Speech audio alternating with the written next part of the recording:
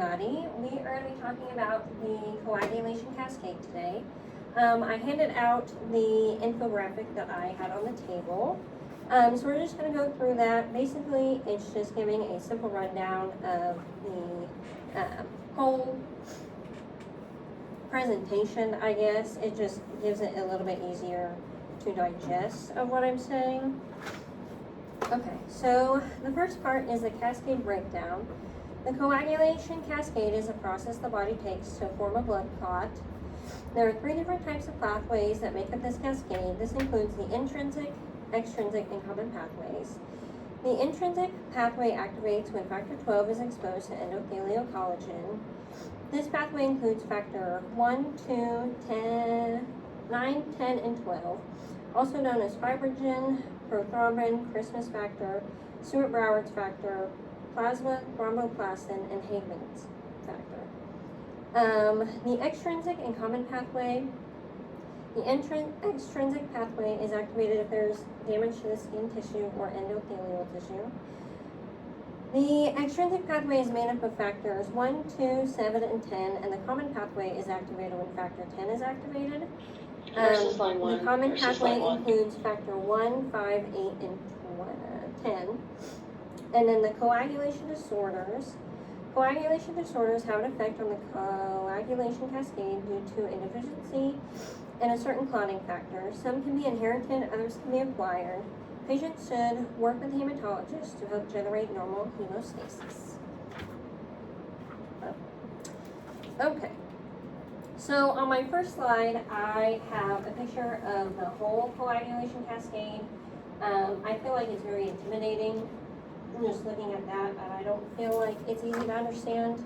So as we go through that, I'm going to go through each different section and hopefully try to piece it together for you.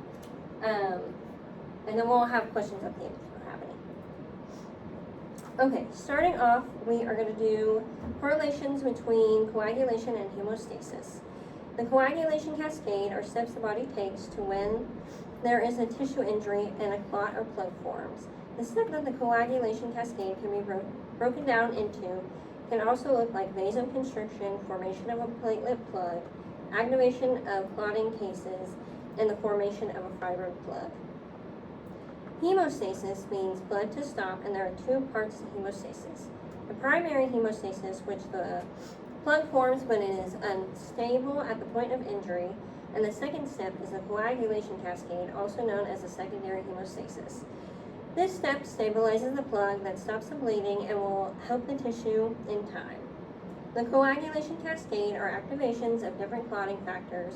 Every clotting factor has an enzyme that is called serine protease, which is held up to speed the process of breaking down proteins. When the clotting factors are not in the active state, there are circulating zymogens. When the clotting factor is activated due to an injury, it will show an A beside it, the factor to establish that it was activated. So an example of this could look like factor X, and then the activated state would be factor XA or 10A. And then so we're going to talk about the three different pathways.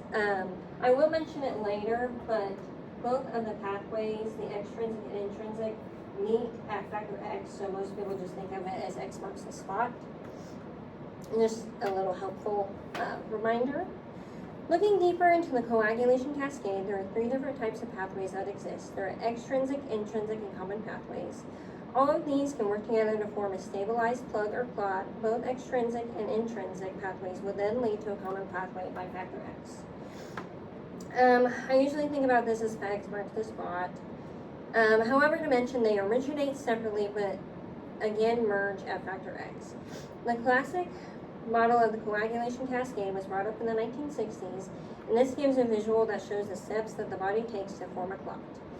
To differentiate the extrinsic and the intrinsic pathway, you can look at it a little bit more as like the extrinsic pathway is activated by an injury to the skin or endothelial tissue, and then the intrinsic pathway is activated by an injury or exposure of endothelial collagen.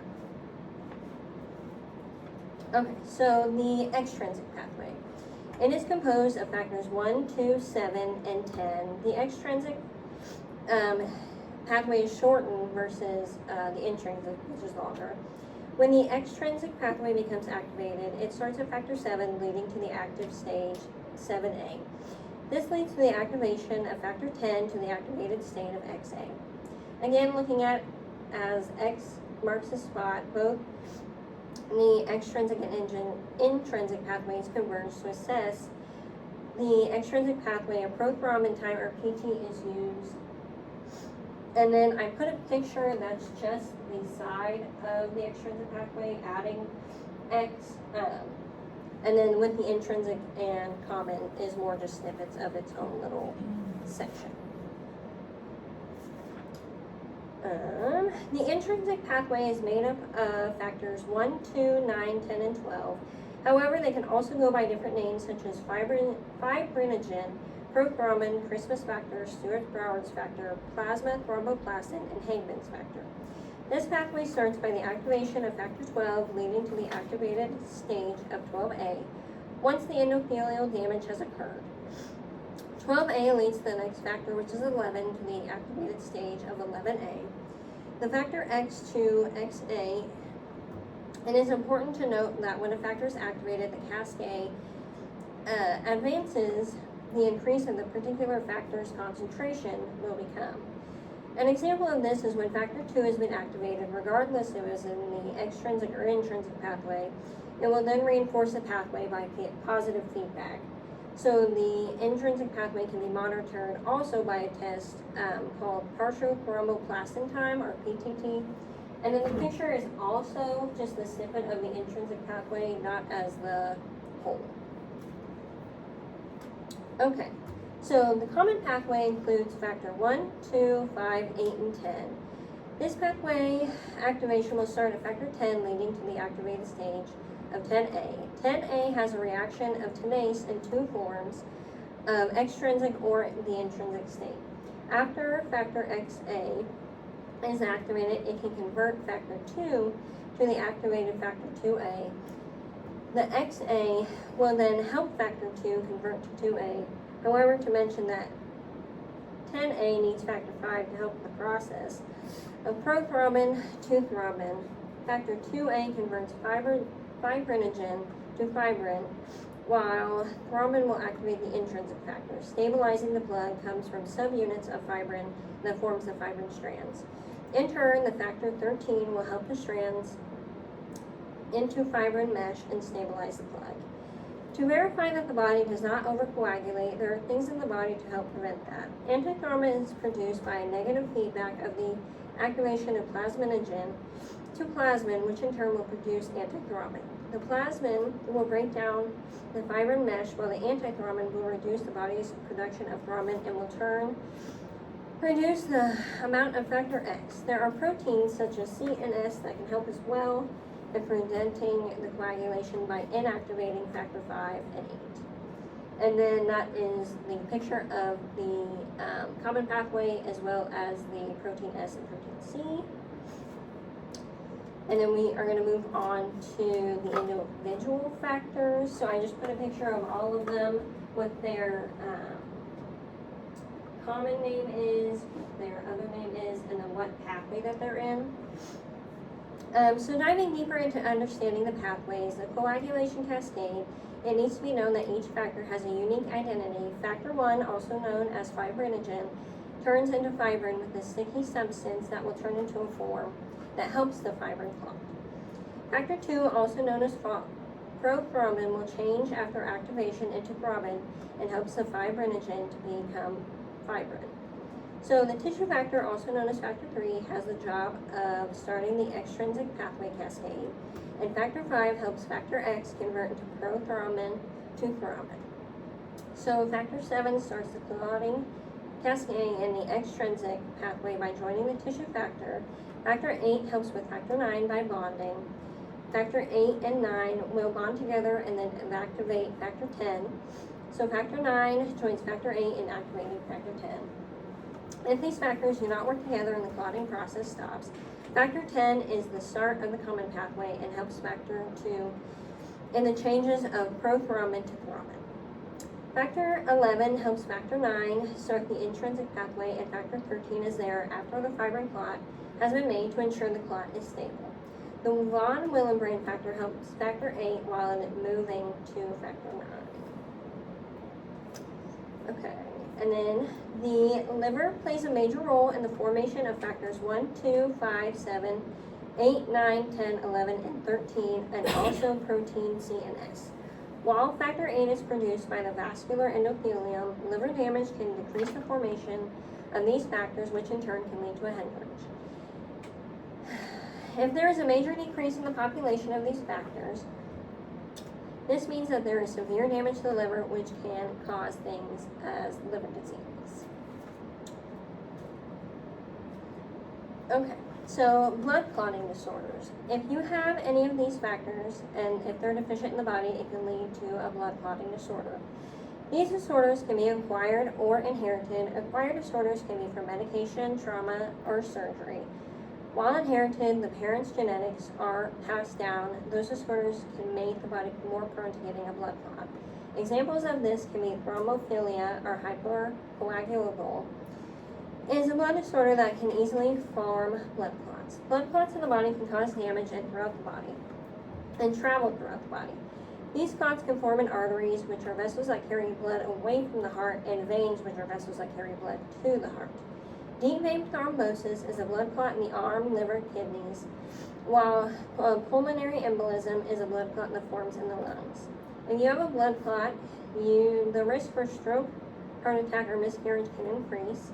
Antiphospholipid syndrome increases the risk of a clot, which can lead to miscarriage, as well as a high blood pressure and blood volume during pregnancy increases the risk by 5. The most common blood clotting disorders are factor 5, prothrombin gene mutation, and deficiencies of C and S. White people that are from America and Europe have 1 in 50 likelihood of having a prothrombin mutation. Symptoms to look out for if one is thinking they have a clot or has a blood clotting disease is swelling, pain, chest pain, shortness of breath, and stroke. Some clotting disorders can be acquired, such as antiphospholipid syndrome, as well as ZIC. These can be the cause of trauma, obesity, cancer treatment, autoimmune disorders, HIV, and IBS. Most common inherited coagulation disorders is von Willebrand disease, which can lead to prolonged bleeding or bruising easily. A vitamin K deficiency can also increase PT and PTT. This deficiency is common occurrence in newborns. This is due to the decrease of bacterial gut colonization and can also be seen in Crohn's disease and celiac disease. It is also shown as gastrointestinal bleeding and intramuscular bleeding. Hemophilia A and B is an inheritance disorder on the X-linked recessive pattern. A deficiency in factor 8 is hemophilia A, while a deficiency in factor 9 is hemophilia B. Hemophilia A patients are recommended to have a factor replacement. Also to note, hemophilia is the most prevalent in Hispanic and white populations. An inability to inhibit factors 5 and 8 are due to different deficiencies in protein C and S. This disorder is more prevalent in the Asian populations.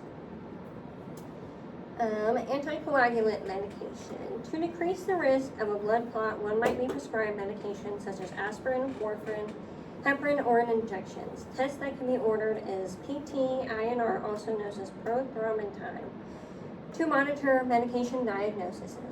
If one is on warfarin, this will show how fast the blood is clotting. While activated partial thromboplastin time, or APTT, is used, if one is taking heparin, this also measures the time that blood clots to take. Warfarin is prescribed to patients for a long-time anticoagulant treatment to prevent formation in the left atrium. Heparin is prescribed to patients with defined thrombosis. Okay, so also foods to avoid while you're taking these medications, such as warfarin, are high in vitamin K, such as broccoli, spinach, Brussels sprouts. Side effects of these anticoagulation medications can cause dizziness, headaches, and heavy bleeding. I found this picture that also had a bit more and the foods rich in vitamin K. And it also kind of gave the amounts of vitamin K in 1 cup, just to give a rough estimate of what's in them, or how much is in them, I should say. Hematologist. Many people with these diseases work side by side with the hematologist and can be on factor replacement therapy to help generate normal hemostasis. To reach a normal hemostasis is to prevent or stop the bleeding. The evaluations of one's family history of clotting disorders, blood clot, stroke, or abnormal blood clotting time by a healthcare provider helps further guide test and treatment options. Tests that are used when diagnosing coagulation disorders can include genetic testing, protein C, and protein S. And then this is my works cited, but to put everything in perspective, when you see a scab form on your body, and it seems like a very simple process, there are many things that are going on in your body to help with making that scab, and many people don't realize they have one of these blood clotting disorders. So it's very important to go to your yearly checkups, complete your yearly blood work, and just make sure everything's working as it should. And then also to note, everything in my slides and on my infographic was cited from all of these sources. Are there any questions? All right, so I am finished with that. If you wouldn't mind filling out the questionnaire that I have for you, that's about it.